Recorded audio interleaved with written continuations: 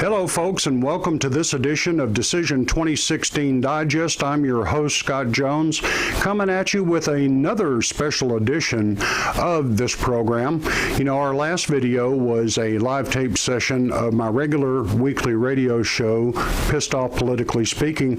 Well, tonight, we're gathering up our gang of 405, the Saturday show where I'm a co-host, and we're about 5 minutes out from starting our immediate post-debate analysis with the gang of 405, which includes our friend John Grant, who's program director at our home base in Los Angeles, California. Our other co-host, Tami Jackson of the Tami Jackson Show. She's joining us from Oregon, and yours truly right here in North Texas from the new and improved broadcast bunker. We're going to do an hour of post-debate analysis, but I'll give you the highlights and try to squeeze that into less than 30 minutes. But again, I wanted to do something different, and this will be kind of an instant reaction to the all-advertised, all-anticipated first presidential debate of 2016. So we're a couple of minutes away. I'm going to get wired up here and join my colleagues from Oregon and from Los Angeles, and I hope you enjoy it. You're on the 405. The Talk Alternative is the 405media.com. We're in Los Angeles, California. Good evening to you. We usually say good morning to you on Saturday morning. It is our special, original, and classic Gang of 405 post-debate live show. If you want to reach us on Twitter, it is at the 405 Radio. You can email us, the405radio@gmail.com. You want to grab a podcast for this show and several other very good ones. They're on iTunes, Stitcher, Google Play, Windows Phone, and of course, you can live stream us anytime on TuneIn, Roku, or any plain old vanilla MP3 player. We're out there. Hey, we're back for an evening show. It's a little bit different. We did this during the GOP debates, and we're going to do it during the general election. And Scott Jones is here from Texas. Hello, Scott. Hey, guys. Glad to be with you. Tami Jackson is here as well from Oregon, the other integral part of the Gang of 405. Good evening, Tami. Good evening, John. Good evening, Scott. Ready to rock and roll here. Yeah, we're going to kill about an hour if we can, talk about the debate, possibly swerve into other topics, but I think there's plenty of meat and potatoes here to work with. I'll throw it over to you guys first. Give me a 60, 90, 3-minute opening statement, I guess, on what you think, your hot take, your deep dive, as it were. Tami, initial thoughts on tonight's first debate of the 2016 presidential season.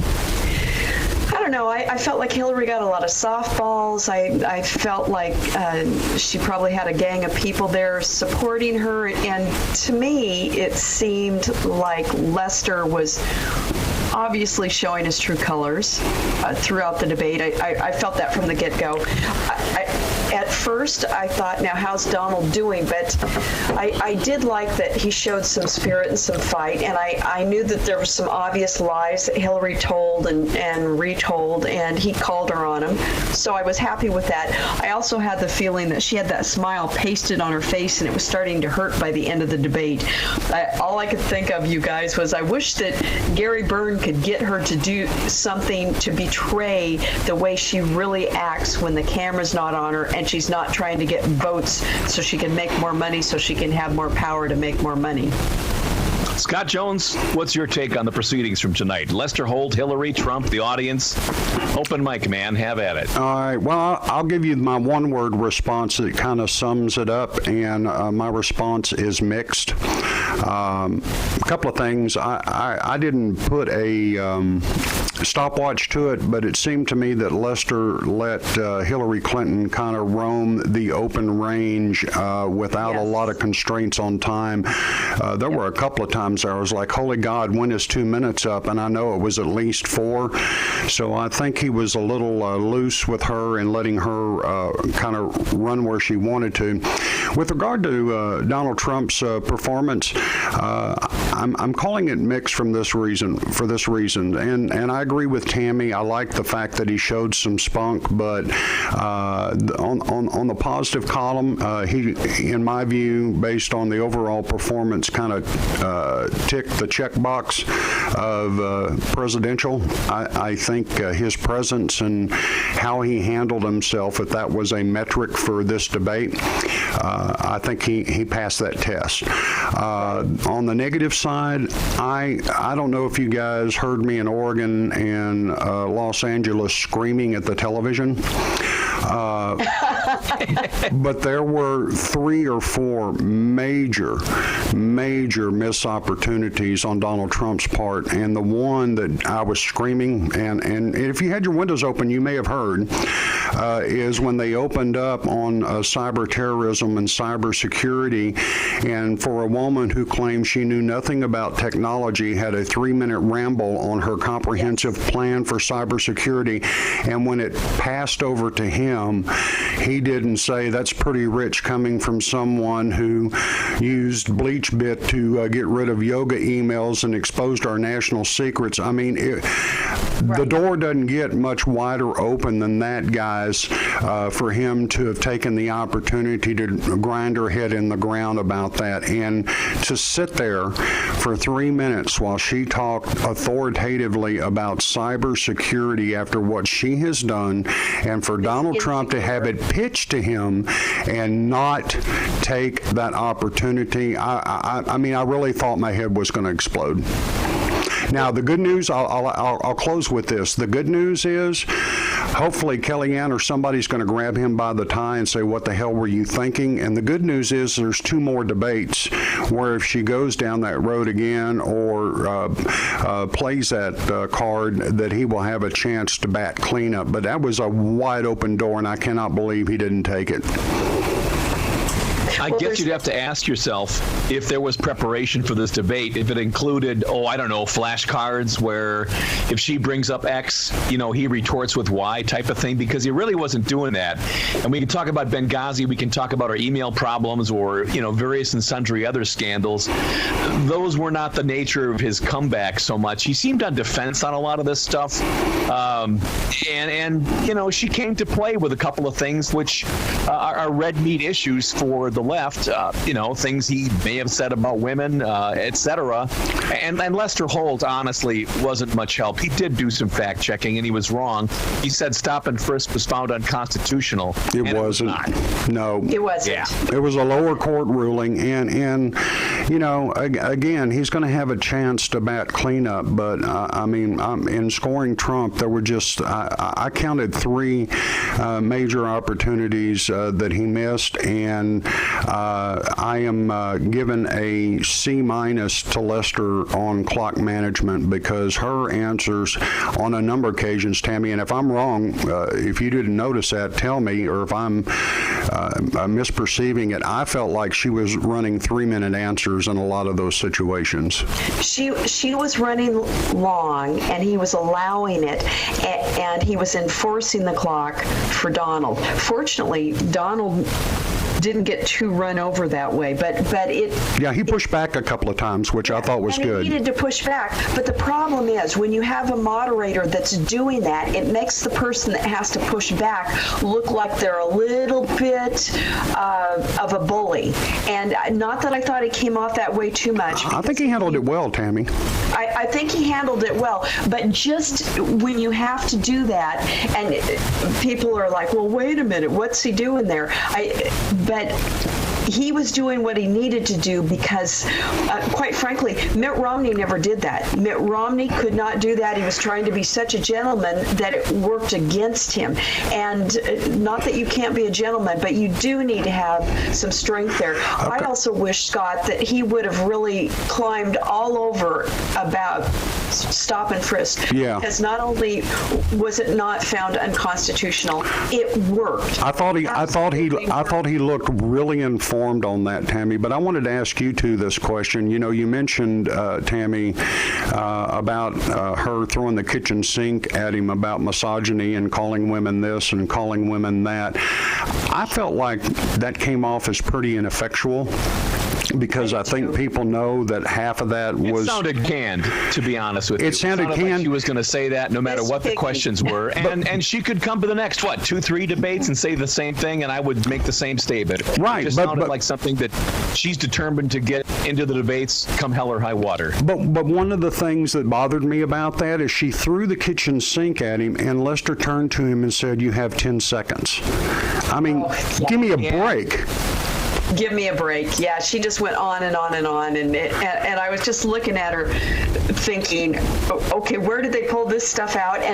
But the problem, what bothered me, is to think that there are uninformed voters somewhere that are taking a break from their BLM activities that are saying, yeah, what about that? What about calling somebody Miss Piggy? That's mean, Donald Trump, and that's probably racist too. So, John, you agree with me that it was kind of ineffectual? For Trump?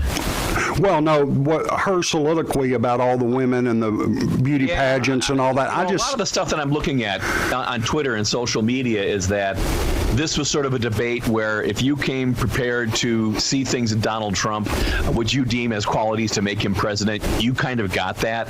And the same thing for Hillary Clinton. I don't think one of them was necessarily crushing each other. It sure didn't help to have Lester Holt doing his thing out there. Yeah. You know, his Candy Crowley redux.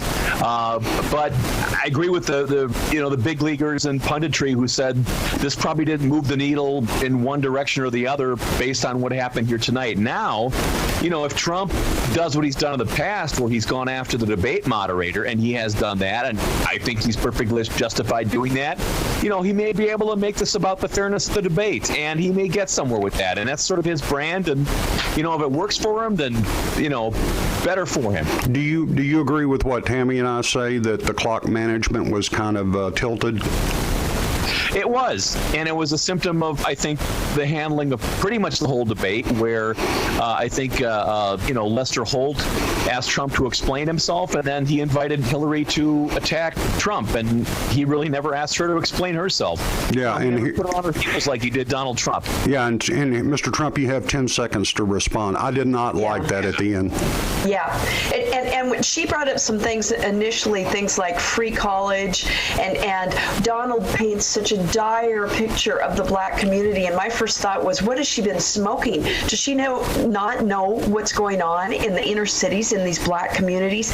And people admit that it's going on, black on black crime, and how high that is, and the implicit bias. And when she said all of us are guilty of implicit bias, I thought, okay, they're going there. Well, and Tami, something you just said triggered the second time I was screaming at the television, in case you didn't hear it in Oregon, was when she went down this whole list. I guess it was in the business section. I heard it here because I've got the windows wide open. It's 100 degrees here today, and I've got them shut to cut the noise. But yeah, well, it's going to be it's going to be 60 here tonight. But anyway, the other thing that, and I'm sorry to interrupt, Tami, but I'll forget it because I'm old, is when they were talking about creating jobs and this and that and the other, and she went down this whole soliloquy of government spending programs, but even worse than that, as if she was going to be able to legislate to force companies to offer 401ks and this and that and the other.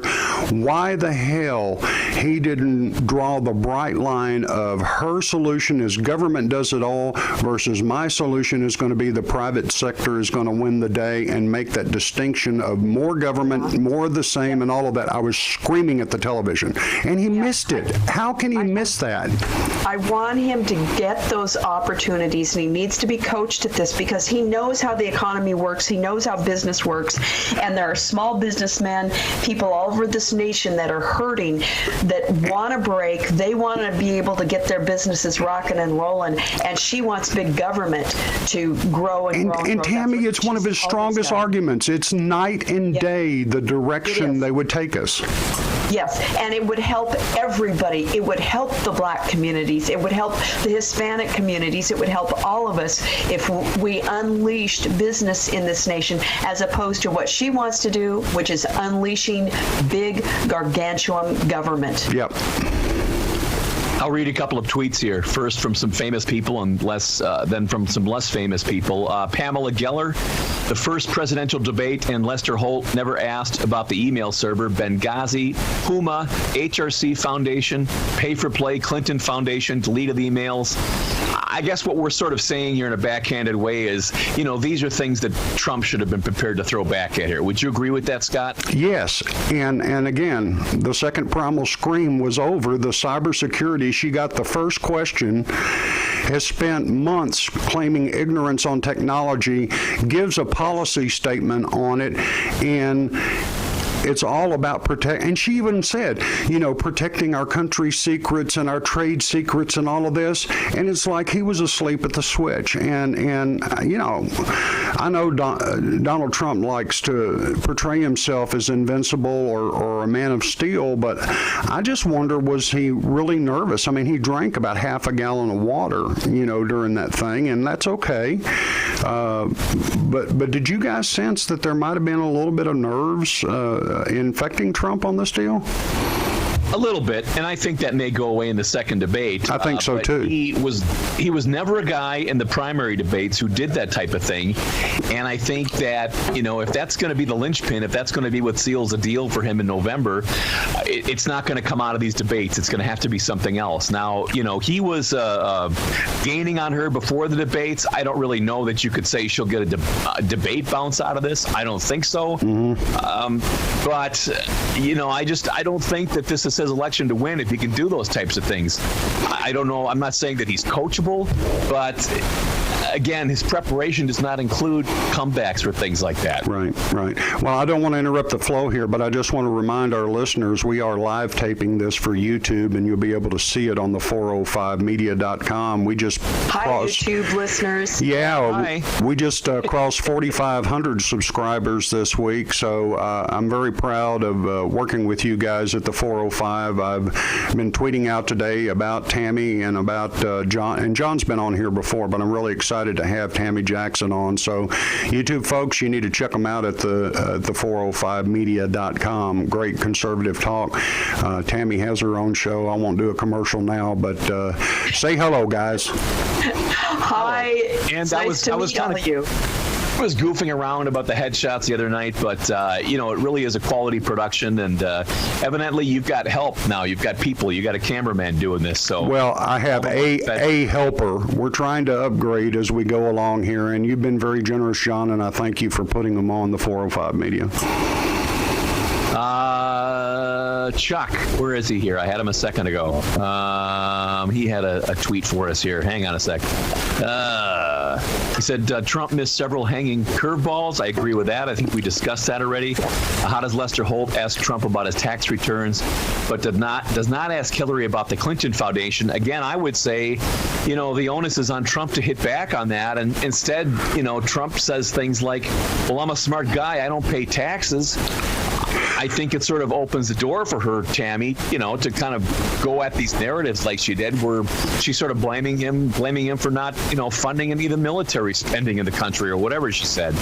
Yeah. Well, I've spent a lot of the debate getting ticked off at Lester Holt, and I knew that I would be from the get-go. We know he's a liberal Democrat, so we knew that pretty much he's batting for the other team from the get-go.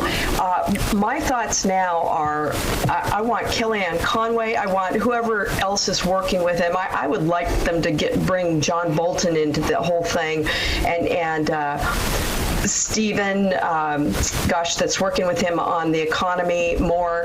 Yeah, Steve Moore. There's a bunch of people that they could bring in on this, because now that he's got his feet wet and he's been in one of the big boy presidential debates, I think they ought to say, okay, this is what we're going to do next time, and we want you to come back swinging and swinging for the fences here and take advantage of every one of these low, they could do a 3-hour session and load him up with those things on index cards that he studies, and he could knock it out of the ballpark. And I just wish he'd done it this time. He brings those to the rallies, and he is pretty much on teleprompter for all the rallies right now. There's very little that's off the cuff. So clearly he's getting this coaching in some regard, but it sure didn't show up tonight, I don't think, at the debate, and I like the guy and I'm going to vote for the guy, but, right. This did not seem to be his wheelhouse. Well, and the other answer that I think is much better than, her going and getting her 33,000 emails, there's 3,000 donors that they have kept secret at the Clinton Foundation that they refuse to release, and I think that would be much more damaging. Honestly, they're required to disclose certain donors, but there's a list of about 3,000 that they refuse to release. I think that puts her on the defensive about how she made all these millions. You're right, John. Those, and I think Tami mentioned them too, those are 3 points of great public interest that Lester Holt decidedly opted to not bring up in this debate, and I think that was that may show his colors, but I think it was almost journalistic malpractice given the gravity of those issues. Yep. See, I just don't think we're going to get a guy like him to do that, and then we have to ask ourselves, well, what's the next step? And Chris Wallace is going to do it, and he's going to get his head slammed, John. Chris Wallace might do it. Well, he might. We'll see. And so be it. They're public interest issues, if you ask me.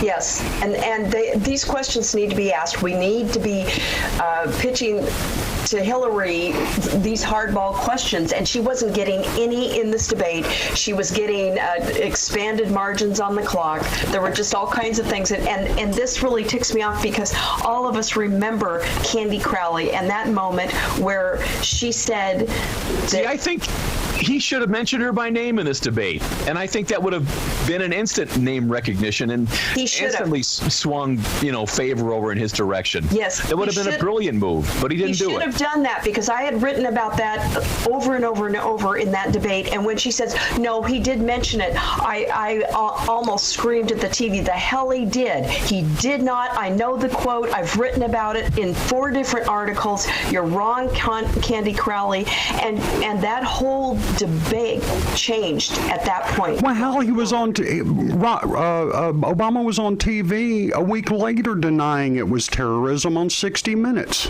I mean, why Romney? I don't know if he froze, he got scared, but I mean, we don't need to relitigate that. But I'll tell you one thing. I hope Mr. Bravado, I don't need to debate prep, spends 3 to 6 hours in getting these comebacks and these open window opportunities because she's a programmed robot. She's going to go back to that same talking point. You're criticizing me for calling some beauty pageant contestant Miss Piggy, and you took $250 million from people that throw gays off the roof, okay? So, that would have been a great comeback. Of course. And how about selling the plutonium? Think about what she's done to this nation. Not only that borders on treason to me, guys, and nobody cares. Nobody seems to care about that issue, Tami. Well, they should care. They really should care. Well, I'm talking about the media. That's borderline treason. Not the media, because the media is just off the rails as far as I'm concerned. There's very few of them that really are true journalists anymore. But what I am hoping and praying is that Kellyanne Conway and everybody else that's working around him right now says, okay, you did okay, you looked presidential, you didn't hurt yourself tremendously, but you could have made some major blows against her had you handled this right and taken those opportunities, and this is what we're going to do, and we are going to work at this until you get it right. And I know that I agree. There's no question, this will not bend the trajectory of his polls down. I think states that he's continuing to gain, he will gain in. I mean, I understand, Democrats are bugging out of Ohio. Hillary's not going there. There's ads being pulled, Strickland's being ditched. There's kind of a reverse coattail effect here. But I will tell you, these down ticket races that we think, we're going to be poisoned by Donald Trump. These guys are doing well, and they're helping him, and, whatever it takes at this point. Scott. Well, I will tell you, we're sitting here ragging on Lester Holt, and believe me, I think without a doubt he earned it. But if anybody listening to this show ever had a scintilla of doubt about the dishonesty and the investment the mainstream media, and I call them dishonest media, have having Donald Trump. I don't know if you two noticed the triangulated fire leading up to today. Los Angeles Times, Washington Post, and New York Times, all three editorials combined on the same day put out hit pieces leading up right to this debate. Not only that, but the Clinton campaign put out the word that they expected him to be a fact checker, and he did indeed knuckle under, and he became a fact checker, and he was wrong on at least the first fact that I remember, the stop and frisk. We're going to take a break and come back. I've sort of bookmarked some tweets. As I said, got some reactions from some people out there, and we can sort of springboard into topics on those. It's the original and classic Gang of 405 here on the 405media.com. A very special post-debate live show. We'll do it until the election, folks. And we'll come right back. You're listening to 405 Radio on the 405media.com. Well, there you go, folks. I hope you enjoyed the instant analysis post-debate of the first presidential debate of 2016. Thanks to my colleagues, John Grant at our home base at the 405 Radio in Los Angeles, Tami Jackson from her home base in Oregon, and really appreciate them letting us do this, and I hope it was informative. If you like what we're doing here, please subscribe to the channel or give this video a thumbs up. It lets me know you appreciate the effort we're making here. As a special deal just for our viewers, in the description below, hit the special link for audible.com. You can get your first month free and your first book download free with no further obligation, just for trying it out, and we've got that just for you. Until next time, we're going to wrap it up here. Again, I hope you enjoyed this real-time analysis of a very important election cycle. Whatever you do, stay informed, get involved, be sure you register to vote and get out there because your country needs you. Until next time, we'll see you on Decision 2016 Digest.